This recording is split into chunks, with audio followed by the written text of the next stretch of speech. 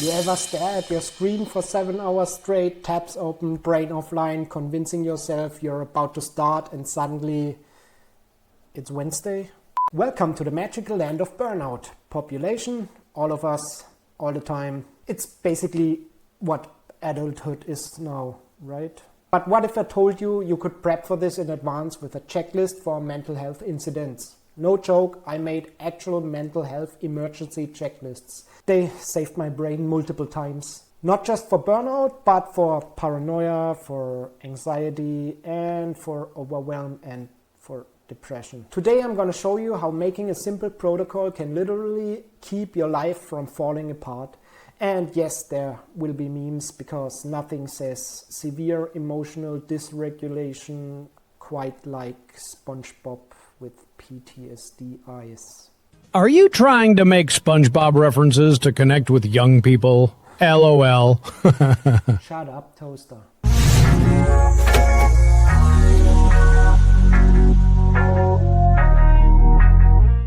Welcome to the ToasterBotnet self-improvement for people who touch grass ironically. Today's topic, mental health checklists. How to bulletproof your brain when life gets hard. This video is for anyone who's ever burned out and ghosted everyone, been overwhelmed by a simple grocery list, or had anxiety so bad you started arguing with your toaster, or spiraled into a depression pit with nothing but snacks and regret. We are talking about mental health protocols, emergency checklists you write while you're sane to save yourself when you're not. I'll show you why they work, how to make your own, how I personally use them to bounce back fast from burnout, and how this stupidly simple system keeps me sane, stable, and surprisingly productive.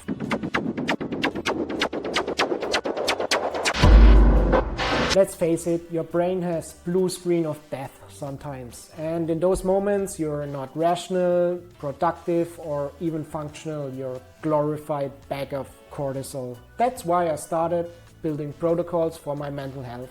Structured checklists like if burned out, move all tasks to backlog, call in sick, shut down work laptop, turn off all notifications, enter bare minimum mode, stuff like that. That's not theoretical, that's from my real burnout protocol. And guess what? It worked every damn time. These checklists are the closest thing I have to a life manual when my brain turns into mashed potatoes.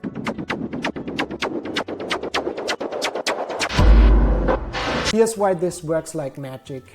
You wrote them in your sane moments, so you can trust past you more than panicking present you. They are clear and actionable.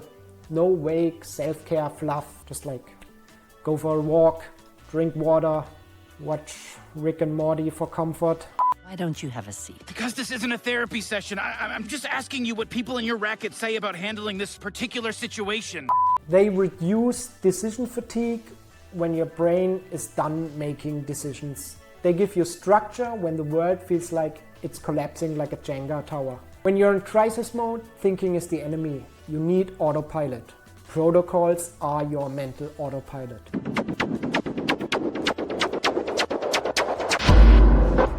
Real talk, I've been on the edge of burnout so often I should get frequent flyer miles, and yet I bounced back fast every time.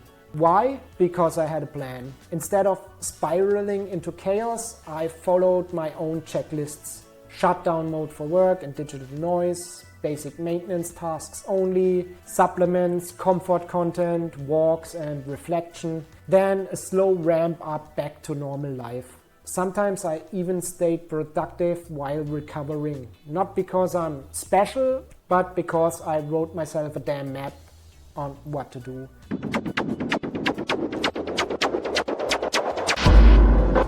Here's how you do it. Pick your triggers. Think what mental health situations knock you out the most. Burnout, panic attacks, paranoia, anxiety. Name the phases. Give them labels like shutdown, containment, rebuild. Yes, like Marvel movies where you're the main character. Write clear steps. Be specific. Call it drink water and not stay hydrated, or move tasks to backlog and not manage workload. You know what I mean? Not like, don't be vague. Clear, exact steps. Use tools you already use. I used to do this to trigger daily reminders of my recovery protocols.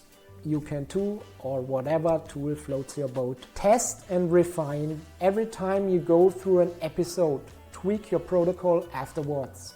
Update it like firmware.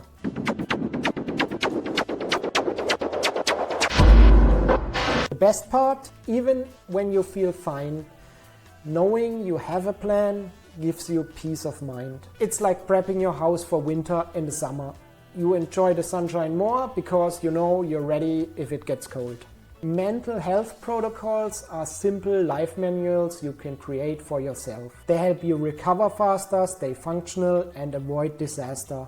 Now, go write your own. Start with just 5 steps for your worst case scenario. You'll thank me later. If this has helped, hit like and subscribe and drop a comment with your own mental health hacks. I'm not a therapist, I'm just a guy who had burnout too many times and didn't want to reboot his entire life every time. Join the botnet for the almighty algorithm.